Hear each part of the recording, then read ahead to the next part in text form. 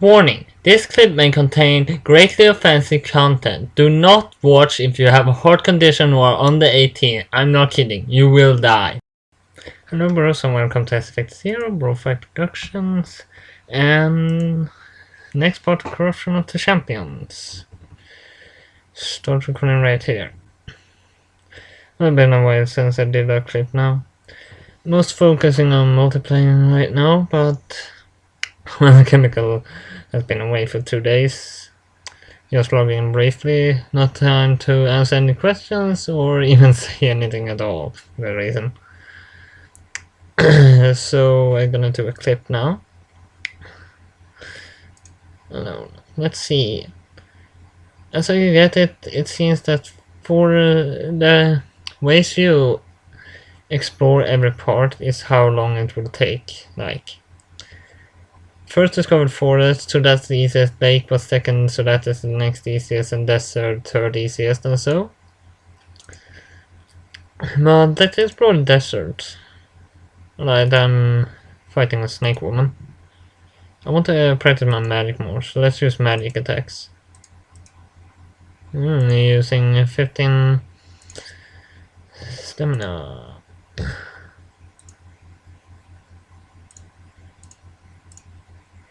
One hit and the imp was down. I got Emperor's Draft as Campbell's Milk. So snake oil. I won't risk any of that.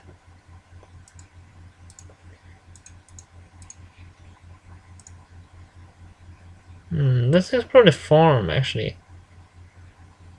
We can talk to Whitney, but I think I want to explore the farm and see what I can find.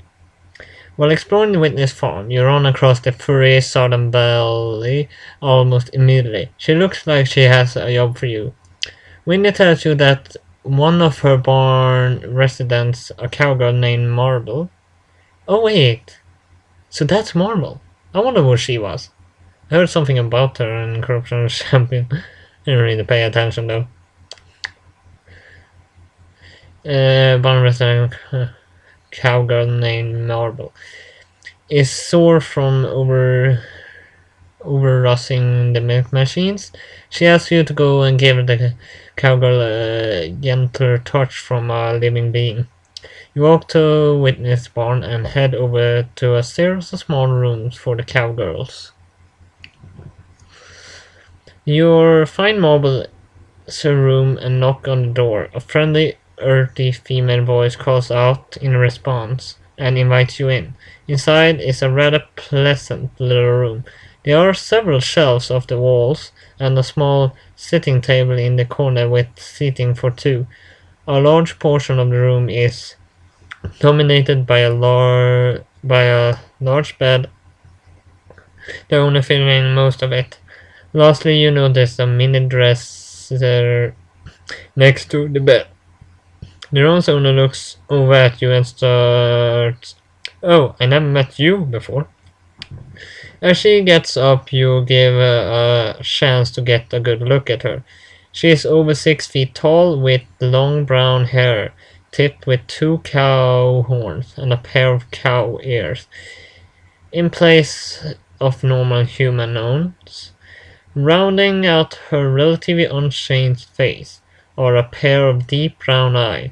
She is wearing only a short plain skirt, so you get a full frontal view of her 2 double H cup. Wait, A, B, C, D, E.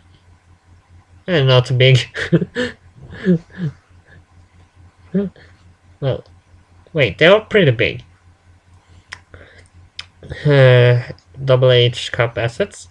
They look rather sore right now with big red circles around the puffy NXXXXXX. Her hands, arms appear mostly human save for the thick-looking nails. A soft cloth bridges your eyes down to see, and she covered in thick dark blonde fur going from last midway down to her tights to where human feet normally would be, in place of which are hooves. A cow tail with a bow tied on swings between her legs. My name is Marvel. What is yours? She asked. You introduce yourself and exchange a few pleasantries before she asks how she can help you. You tell her that you actually came to help her, explain that Windy said could use a gentle touch. Oh, that would be nice, she says. Spending the night connected by the milking machine was a mistake, and now I need something gentle. How would you help her? Of course, you could always turn around and resolve to avoid her from this point on, if you wanted. Alright, I want to caress her, suckle her, or rape her. I won't rape, so that is no. Suckle, that would be good, but I don't think they wanted me to caress her, so I will caress her. You offer gentle rub her BXXXXXX, saying it should be a lot less painful than the milking machine sucking. Oh no, she writes, nothing is more wonderful than being sucked by. But right now I guess I could use a break and get a good rub. You move around behind her and reach up under her arms, firmly grasping her breast. She gasps sharply at first, but as you start to gentle massage and caress them, she lets out a sigh and starts breathing deeply. You begin to feel milk leaking out of the hamster as you rub her. This is nice, she says. Not as good as being suckled, but nice. After a few minutes of gentle massaging her breast, she pulls your hands off them and turns to you. Thanks, she says. I'm still a little sore, but thank you for your touch, sweetie. Feel free to come back later. I'd be happy to visit with you anytime. Just before you leave, you notice that Marble is rubbing her breast the same way you were, a slight smile on her face. Let's explore the farm a bit more. There must be more here. Oh, this is something. As you approach Witness Farm, you notice a figure in the pasture way in the distance. It seems to be someone riding a horse to your surprise, possibly even Witness herself. You hadn't expected to find real horses in the Forsaken Realm. If you could somehow trade for one, it would be a real help. Energized by the idea, you hop the fence and approach the distant figure. As you get closer, however, the figure comes into view. The rider is not Winnie, but rather a muscular man, and the horse has no head. Where its head should be, is what a start. You realize this is no horse and rider. The figure is a large male centaur. The centaur is it has the entire horse body, and from where the head should be, it's a waist up man, normal human man, from waist up. But the waist is connected to where the horse head should be. So, well, it's pretty weird. Where is growing you slowly down, but it's too late. The centaur has seen you. With a snort and gallops closer, incoming tall, you drop into a fighting stance, ready if he should attack you. And the centaur draws to a halt a few feet away. He looks scornfully at you and laughs. Don't be stupid. You never even get close to me. If you wanted to kill you, you have been dead a long time ago. My name is Kelt. He touches the longbow that's thrown on his chest. I'll say, if I wanted to kill him, he would have been dead before he even been ready to his bow. So I would just hit him with magic. If I couldn't get close, I use magic. So that's the best way. And the size of the bow is enough to convince you. If he can draw back a bow that thick, he would surely have enough power to hit you from almost across the field. A weapon like that could be very useful in fending off some of monsters in this land. The centaur notices you looking and grins arrogantly. Like my bow? As well you should. This is a real warrior's weapon. If you want to learn some day, visit me again. Maybe if you're not too stupid, you will be able to learn something. I won't cross my fingers. He laughs again desertly and trots off. You bristle slightly. He's irritatingly arrogant, but if he can teach you to use a weapon like that, it may be worth putting up with his company. Well, a good point. Let's see. Let's sell the snake oil. Actually, let's sell all.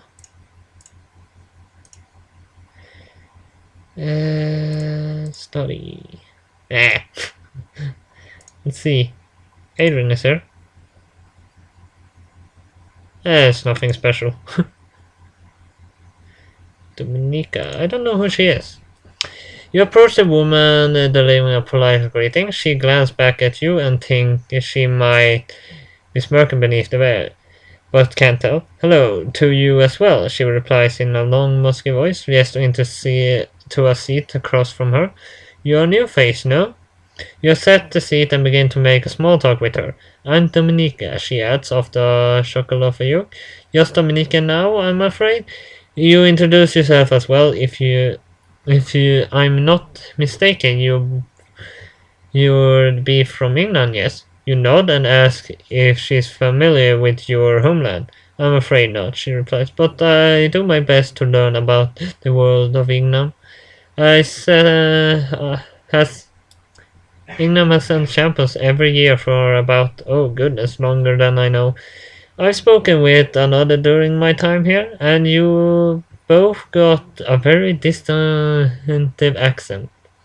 She can't help but chuckle again when she sees your reaction. Oh, don't worry, it's not that thick.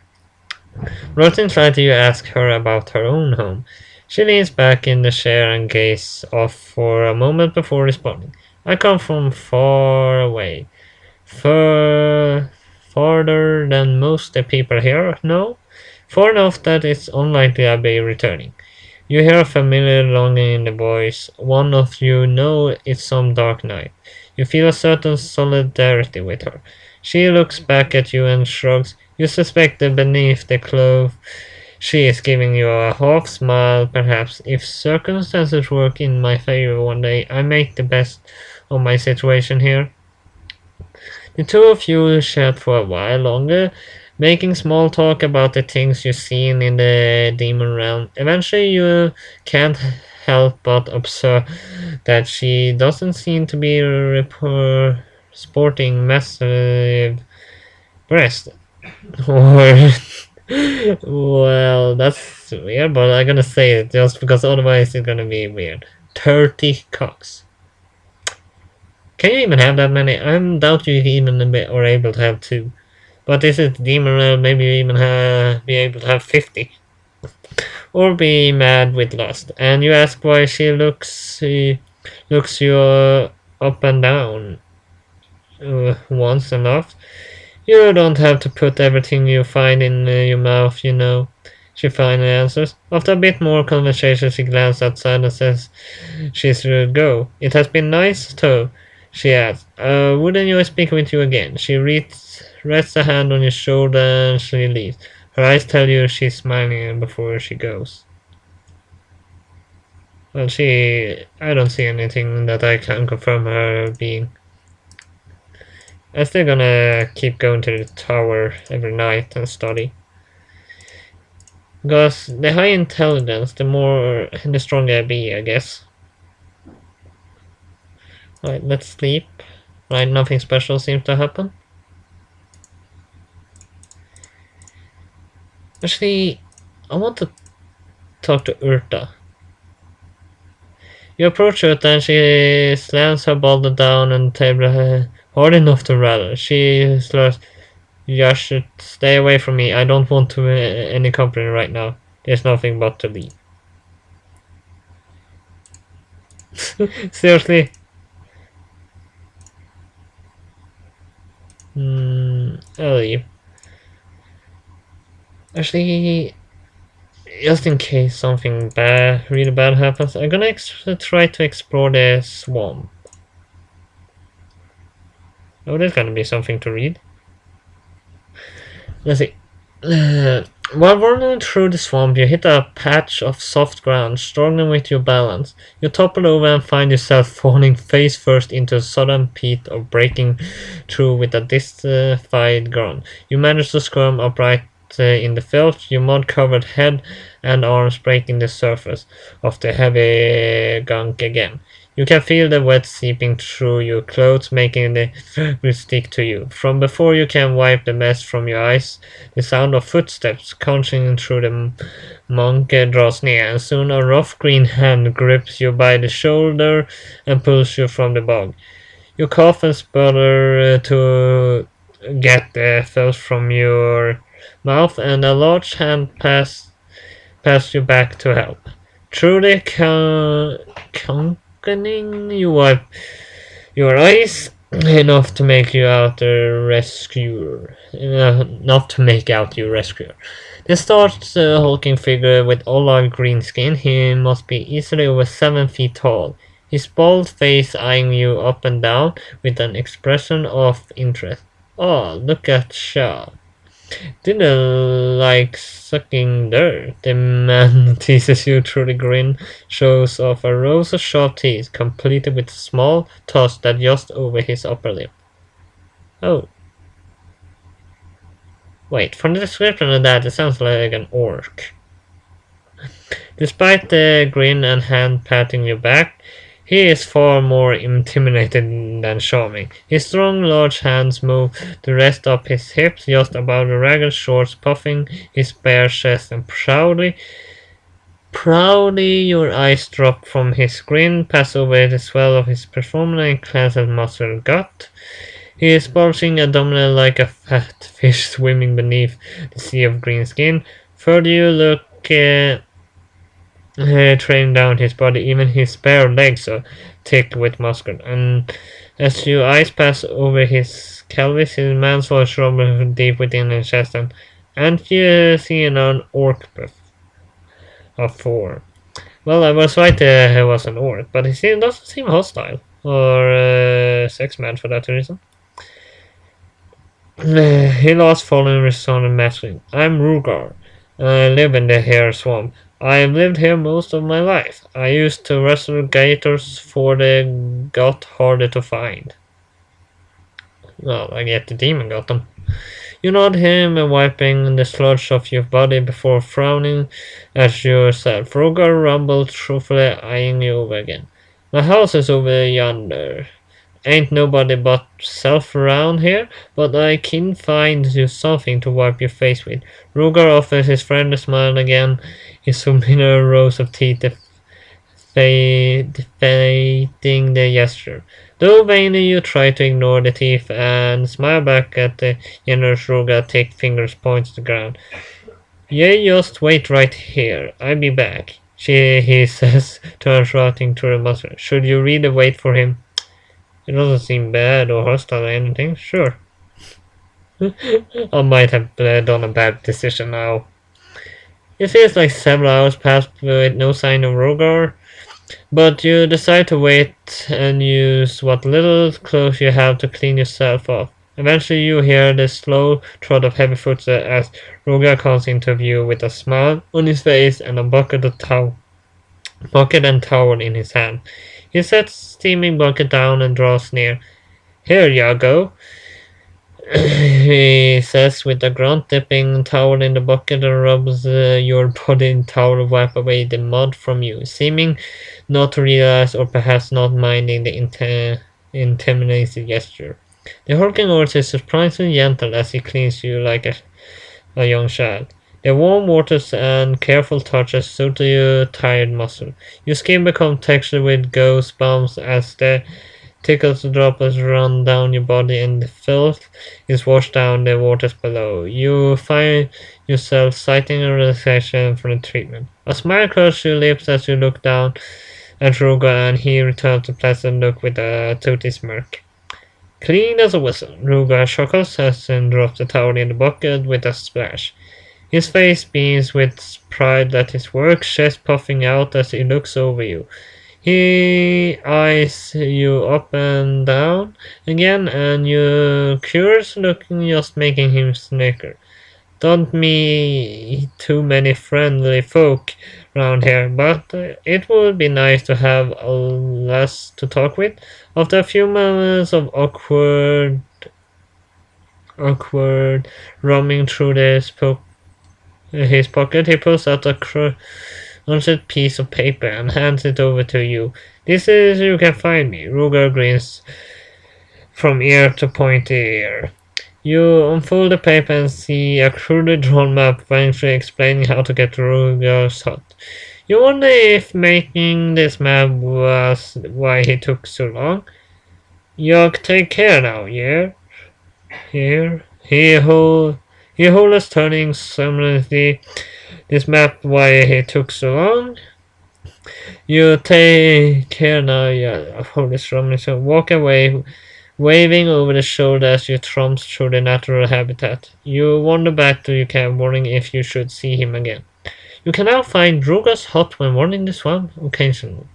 So I can find him when I just wander in the swamp aimlessly trying to find something. What is in deep woods? Oh, Akbao. Have we met him before? I'm not really sure. Well, let's fight him. I just use magic, should defeat him quite fast. Hey, he's down. I got an ancient draft from him, he has 67 XP, 15 and 15 games. Let's oh, this seems interesting. Your travels take you down the winding path through the forest today. Deep in the heart of the woods, each step you take makes it feel even more like the dense forest is creeping in even closer. The rough-hewn dirt path dwindling down to almost nothing ahead. Whatever the trail was used for long ago is the last late stage of being reclaimed by the wilderness now. While you are mindful of this land's dangers, you are curious what secret this path of the forest might hold. You press on, rushing through to the weed-choked trail, doing your best to keep your wits about you as you march onwards. You emerge from the dense foliage into a large clearing. Your eyes are immediately drawn to an absolutely large tree in the center. Its weathery trunk covered with knots and gnarls. Odd-looking paper talisman hangs from the some of the branches, swinging eerily in non-existent breeze. Worn-down flagstones wind around the ancient-looking tree and small run-down wooden building that looks like it could be carved to accommodate a single person if it wasn't in a such dilapidated state. You call out, but the place seems to be abandoned. Shrugging, you decide to take a look around the building, hefting rotten timber out of the way. The door and creeping inside carefully just in case you aren't alone. You call out, but the place seems to be abandoned. Shrugging, you decide to take a look around the building, hefting rotten timber out of the way, and the door is creeping inside carefully just in case. Oh, I already read that. It takes a moment for your eyes to adjust in dim light inside the musty shed, but you eventually start to piece together the making of a simple dwelling. An old bedroom lies in the corner, assorted cooking implants hung from the care from with a small fireplace. In the rear of the one of the room building is a small pedestal, atop which stands a small golden statue of an angulous figure with 9 tails. A short distance away stands a bookcase filled with musty tomes and scrolls of all shapes and sizes. Judging by the layer of dust on everything whoever lived here hasn't been around quite some time. You surely wouldn't mind if you helped yourself to some of those books. You might just learn things too. The gold statue is pretty tempting too, but the other hand it seems to have some sort of spiritual significance.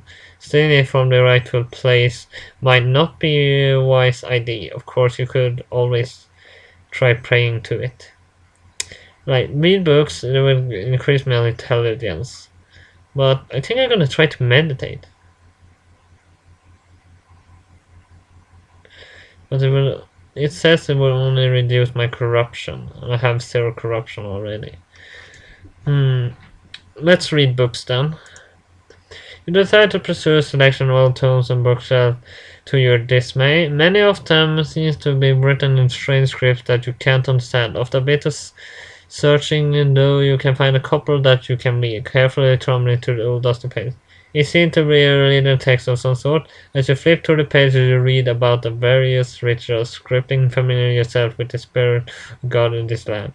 You close the tome at last, setting and revealing reverently back on the shelf and reflecting upon the teaching housed within. Well, that was useless. Nothing special happens. Let's search through the deep woods like 2 or 3 times more. Oh, we already.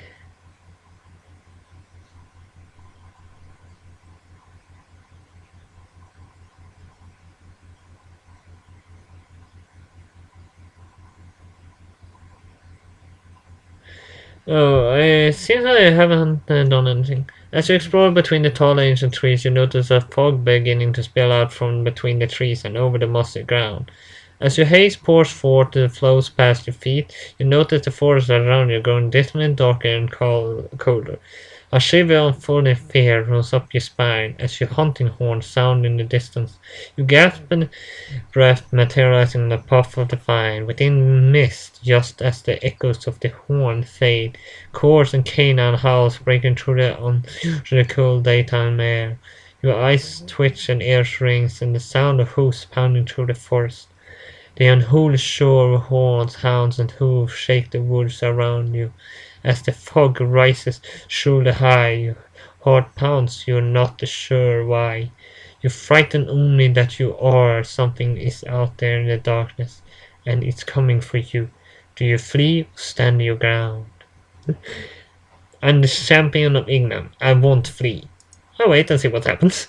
That must be a bad choice. The baying of hound fills the air, and the trees echoes with the distant thunder of hooves as the first of the creatures burst through the fog. Stopped at the load, his beastman is mostly canine, with a sharp-toothed muzzle spread wide and panting. His red-black tongue dangles with each breath, steam rising up from his jaws. The hound pelt is minning black, covering his muscular frame. Strong eyes hang low, almost touching the ground, muscular flexing as his surprisingly human hands. Opening closer restlessly, his legs are distantly dog-like, ending in a wide black claw paws. Between their stocky legs you catch a glimpse and an arm-thick shed at a heavy sack behind. A proud tail wags behind him, swinging slowly and meanly at the moment. All you can think are of witness canine peppers.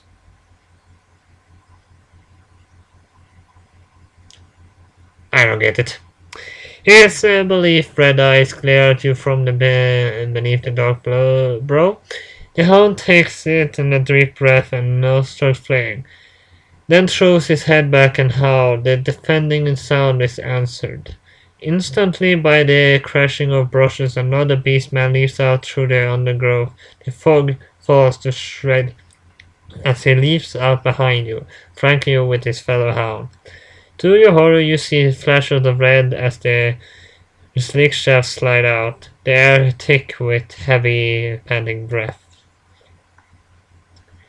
But before the dogs move, your curtain of fog parts and the figure horseback rides into view. Hans goes silent as the tall figure pulls back his hood and looks at you. He is tall, easily 7 feet, and made more imposing by the massive golden antlers arching upwards from either side of his head. He is clearly not human, and more closely resembles a black stag, sitting upright watching you with the same piercing red eyes as the hound. His short black fur rustled with knot hair, his ears twitching time to beating of your heart. Most of his body is covered with fine clothing, and a cloak of dark green decorated with complex patterns of gold, draped over hunting outfit black leather. One arm holds the reins of his mount, but the other wearing a heavy leather hunting glove. Grips and thick cane and shiny black wood. His legs taper down with slim, graceful hooves, and it touches down silently on the mossy ground and dismounts. I am Ericun, master of the wild hunt, he says, deep, hollow voice. And you are the very unusual human. My hounds can scent it on you. He gestured toward the stock-still hounds surrounding you. His gaze runs up and down from despite yourself in shiver and tension. You are a brave one, aren't you? Standing your ground in the face of the wild hunt. I applaud you, Arthur. I'm going to enjoy hunting you. Before you can say any word, the fog closes in, leaving nothing but the red glow from the eyes of Eric and his hound. One by one, they vanishes. Eric lost, leaving alone in darkness, in the mist, and the cold. Within a few moments, the wind picks up, blowing the fog away, leaving no traces of the mysterious huntsman, save for the small package on the ground. You hurriedly pick it up, unable to shake the eerie feeling that you are being watched. You place the cane and papa into your second punch. Well, that was strange. Alright, let's save here. And let's look in the deep woods once more. It's nothing, pretty much. So, let's save again. And stop recording here. So, that was a bit strange, but at least we are gonna try to level up before the next clip. Probably won't be too hard if just camera can come online. I like doing online clips. I'm more fun with them. But I'm gonna of course do still single clips. And if you have any games you want me to play, please suggest them in the comments. Seriously, no one else does this game. But at least hit like and subscribe. I see you next time. BroFive!